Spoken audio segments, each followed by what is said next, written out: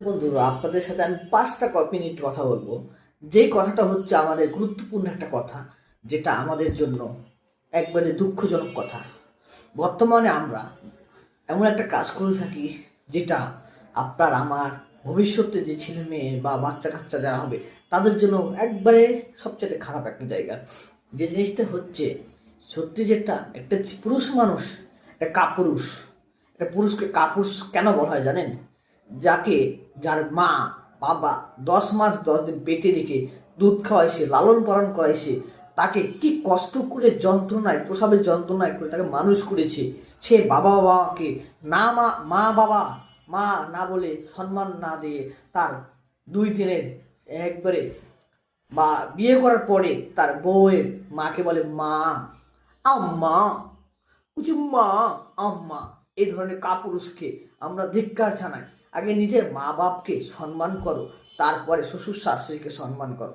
আরে ভাই, আপনার মা বাবা আপনাকে একবারে কি কষ্ট করে মানুষ করেছে, নিজের খেয়ে না খেয়ে মানুষ করেছে।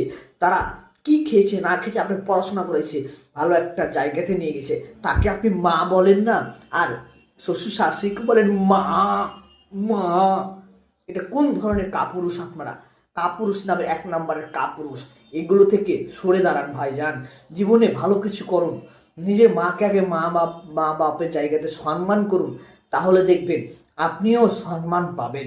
যদি আপনি সেই রকম কাপুরুষের মতো কাজ করে থাকেন, আপনার সন্তানও আপনাকে সেই রকমের ধিক্কার দিবে।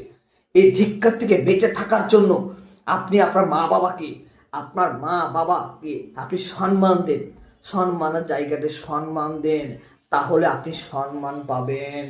ভবিষ্যৎ খুবই খারাপ পজিশনে চলে গেছে আমরা। কেন? আমরা বিয়ে করিনি, গার্লফ্রেন্ডের মাকে বলি আম্মু, আন্টি। এটা কোন ধরনের কাপুরুষ আপনারা? আরে ভাই, একটা মেয়ে চলে গেলে চলে যাক, তো কি হয়েছে?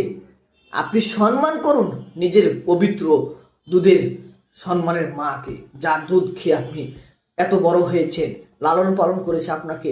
ঢাকা শহর, পাবনা, ঘরের যে কোনো প্রান্তে আপনার পড়াশোনা করেছে, সে তারা খেয়েছে আলু ভর্তা, ডিম ভাজি, বা 2-4 দিন না খেয়েও তারা মানুষ হয়েছে। তাদেরকে আপনি সম্মান দিচ্ছেন না। পড়াশোনা করে আপনি মনে করছেন প্রেসিডেন্ট হয়ে গেছেন, এটা ভুল। এগুলো বাদ দেন। পড়াশোনা কার মাধ্যম দিয়ে করেছেন, কে আপনাকে করাইছে, সেরকম চিন্তা ভাবনা করে মাথাতে একটা ভাবে চিন্তে কাজ করে তারপরে আপনি কাজগুলো করুন। ভাই, খুব সময় আছে ভাই, এগুলো করাবেন ভাই, এগুলো করেন না ভাই।